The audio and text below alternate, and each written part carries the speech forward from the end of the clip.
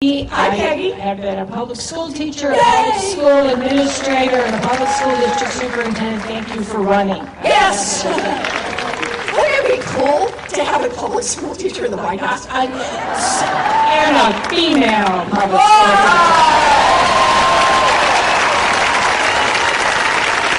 Let's rock them, Peggy. Okay. Hey, I'm ready.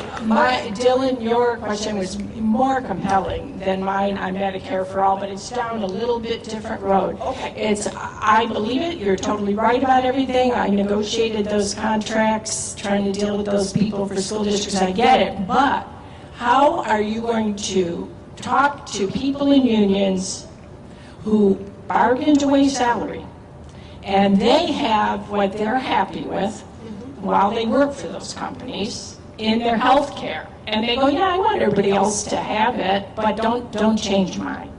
So what's your plan for dealing with that? So it's a good question, but let me tell you where it starts. It starts with respect for the unions that bargained for this. And good for them that they got out there and fought for it because they see that it's important. So one of the things that we can do as a matter of law is when you change the law, you can also say people get cash equivalents or money equivalents for whatever it is that they had to give up when the law changes. But the heart of it is nobody's doing this without the unions, without working people being able to come to the table. The other thing I just want to say on this, you know, there are unions in a lot of different positions on this. And a lot of folks who are trying to unionize who need that health care coverage.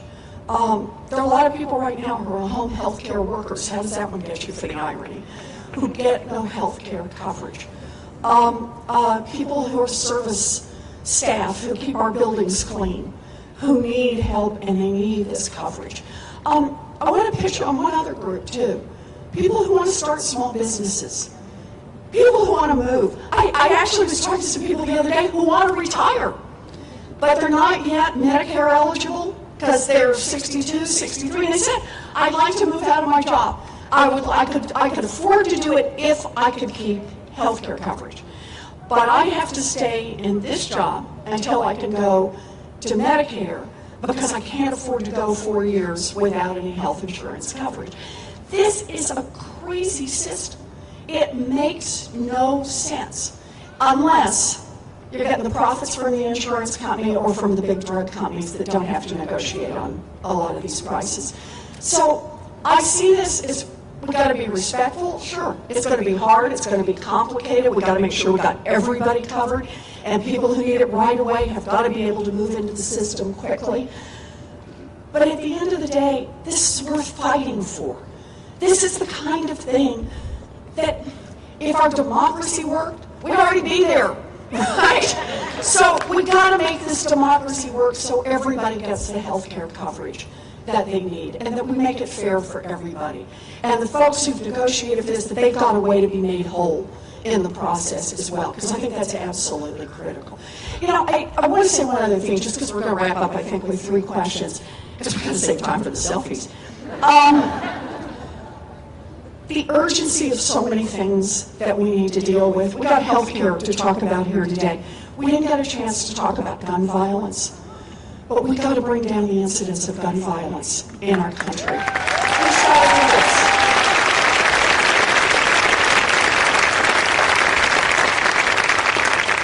And yeah, I got a plan on that one. But the heart of it is this is not going to be one and done. People talk about, I have this proposal or that proposal, and look, our problem is not that we don't have any proposals on how to bring down gun violence. The problem is not that we don't understand the things we could do. It's corruption in Washington.